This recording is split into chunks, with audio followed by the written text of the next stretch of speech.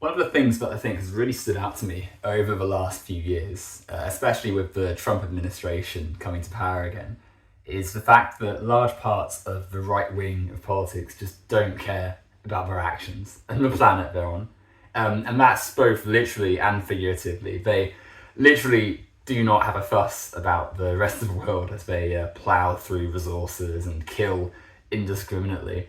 And figuratively, they can't conceptualize the impact of their actions, the action consequence dichotomy that we sort of learn when we're quite young. The idea that if you do something, there's a consequence that follows it is just lost on these people. And we're seeing this with the Iran conflict, which is really just disgusting. Like, for whatever, even if you accept all the blatant lies that the Trump administration say about it, even if you accept every single just wanton mistruth they've come up with about this act of violence they've inflicted upon Iran, they are just killing and blowing things up and doing it without any cause for concern about what the ramifications are.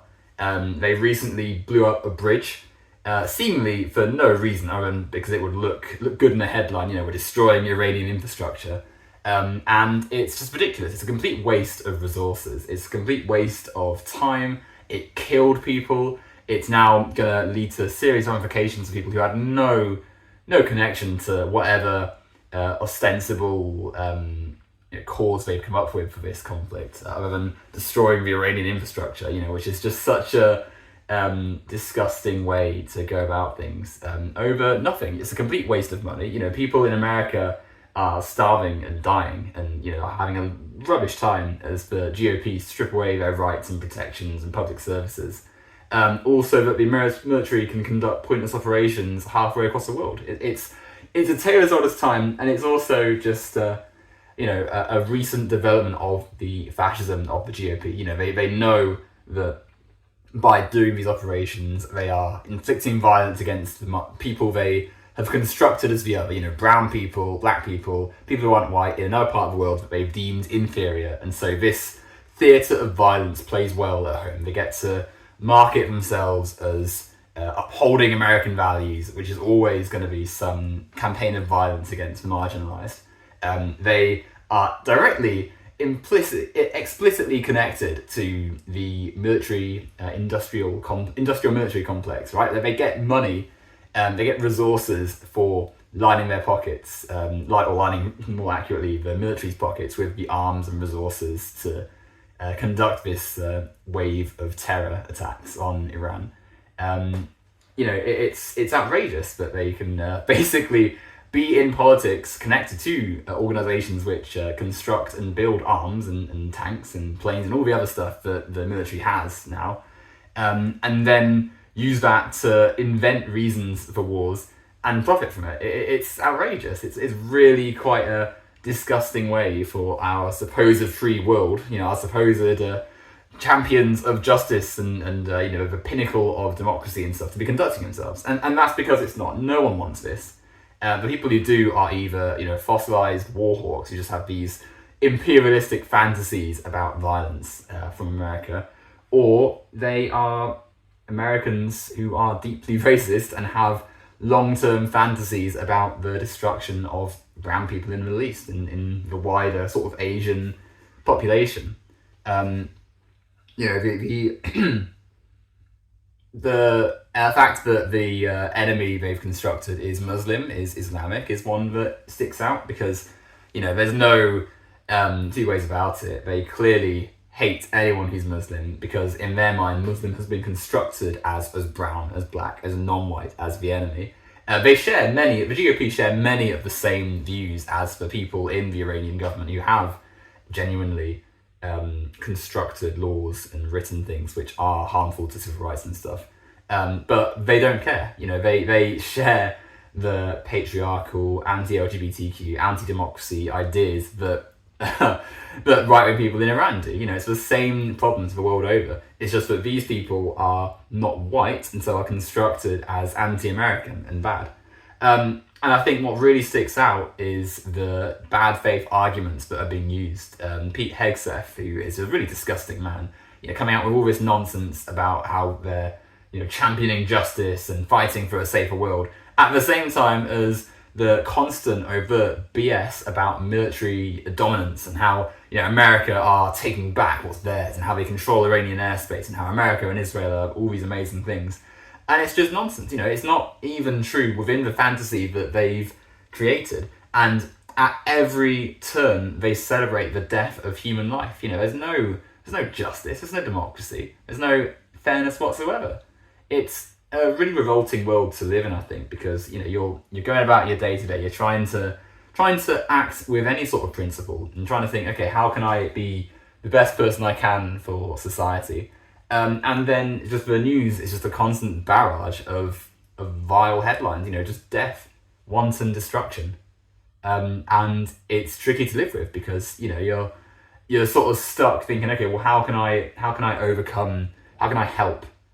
And what help can we do? Almost sometimes when the people doing it are in charge of the largest and most powerful institutions in the world. There is an answer though, and that answer is always stepping to the left, rejecting the GOP, of course, but also rejecting people who masquerade as the opposition to fascism, but are unable to divorce themselves from even the most basic of right-wing capitalistic principles. Obviously it's a bit much to ask some liberals to move away from capitalism. It's going to be always that reticence to change from the free market or whatever. But even just basic things, like divesting from obviously heinous military funding campaigns, not funding organizations which blatantly destroy human life and destroy settlements and stuff. The just campaign of terror that the American government inflicts upon people could be opposed in so many more ways. Just direct protest and action. Just not even, just not engaging with some of the stuff that's been said. Even the smallest action, the smallest stone thrown into a lake, can turn into a wave. And for many, that's too much. Even if it's just not smiling and being pleasant to the GOP senator in the in government that's campaigning to right away people's civil rights and is going to vote for the next airstrike. In fact, it's not even a case of voting, because Trump's not even acknowledging the houses of government or the legal process. He doesn't care. He's a fascist. He is uninterested in any due process because he only believes in his own power. He believes that now he is in charge. Now him and his cronies have control of government. It's just their tool to use how they see fit to obtain more capital. And if they don't have the parts that they need, they'll just get new ones. Look at the way that the branches of government and of the legal bodies of the US have been sidestepped to essentially do whatever they want, and where they've had to follow the law, where it has been obeyed through force, we'll stress. They've gone ahead the next day and done the same thing. They don't care.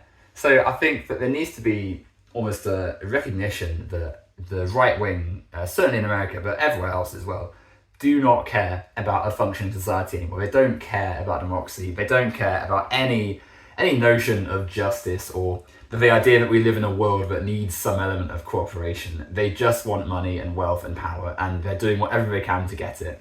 And that's fascism. That's what happens when you have a capitalist system that goes on for long enough to hit some inevitable crisis or some lack of confidence in the economy, and then switch to all-out fascism.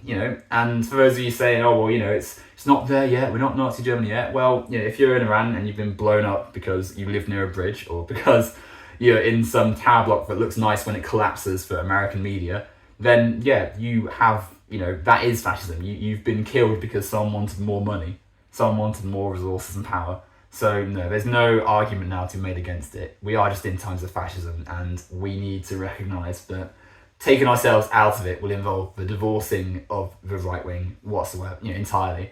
The complete deconstruction of parties like the GOP, and as lots of people are saying, a Nuremberg 2, a second wave of trials for the entire administration and the people serving it, sort of who are their proxy agents and such, to go to court, have all their crimes and acts against humanity listed, and then face proper justice for it, because there's no way we can move forward as a planet, to be honest, if we're still keeping these guys around in government and being able to just trash the planet. It's a disgrace. It has to stop.